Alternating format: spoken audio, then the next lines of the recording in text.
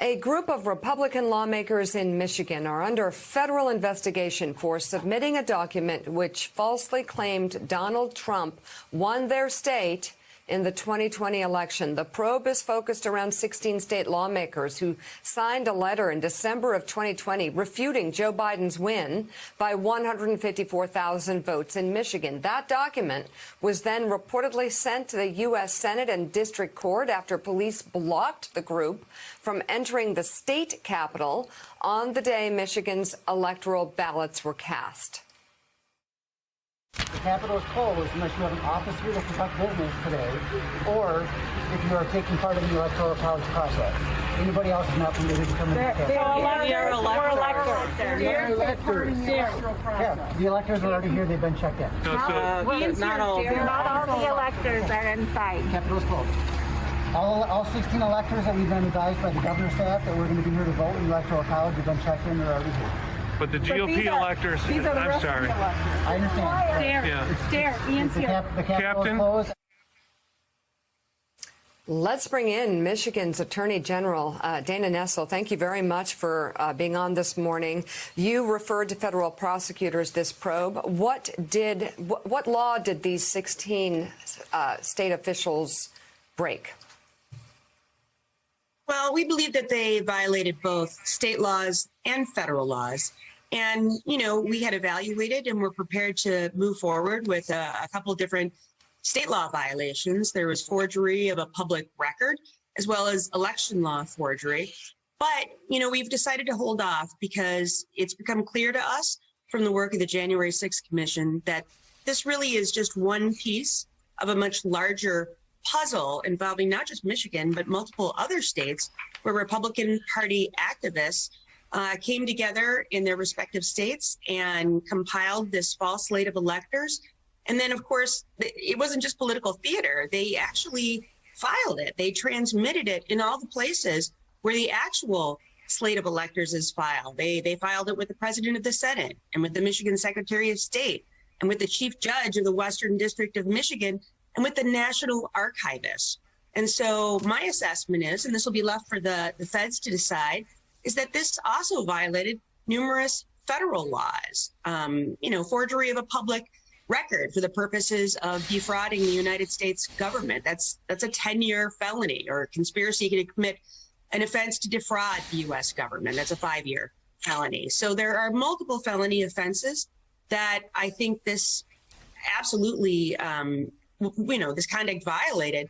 But I'd really like the Department of Justice to look at it as a whole and to see who coordinated this effort and how it fits into this bigger scheme, clearly, to overthrow the United States government.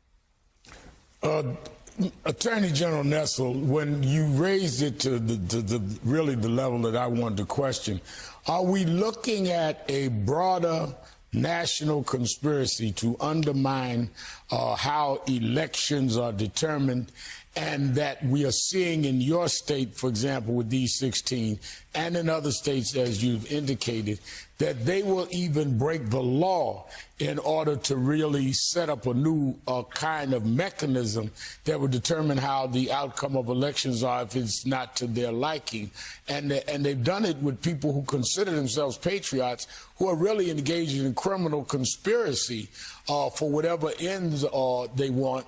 It is a crime what they're doing, and it's part of a broader national conspiracy. Is that your feeling, and is that where your investigations in the state of Michigan has led you to believe?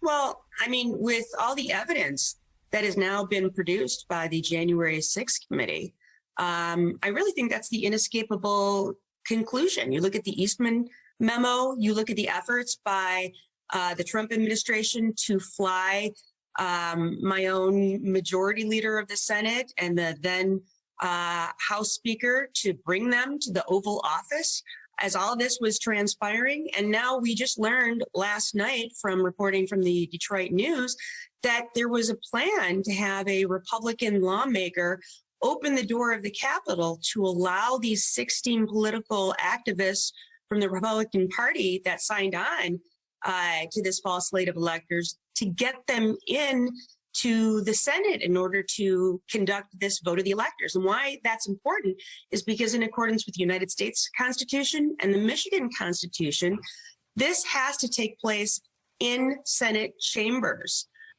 or else it's not valid. And I, of course, what was transmitted, we know that it was fraudulent. How do we know that? Well, I will tell you that I myself was a witness. I was there in the Senate chambers December 14th at 2 p.m. 2020 as the 16 Biden and Harris electors voted. And of course, the Trump-Pence voters were not in there. They were trying to get in, but they were unable to because the Capitol was surrounded by hundreds and hundreds of state troopers to prevent their entrance, their illegal entrance.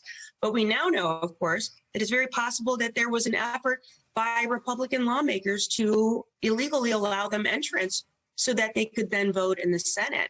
So obviously this is part of a much larger conspiracy. And I really think, it's incredibly important for the Department of Justice to see how this fits in with other national efforts to undermine and disrupt the 2020 presidential election. All right. Michigan Attorney General Dana Nessel, thank you so much for being with us. We greatly appreciate it.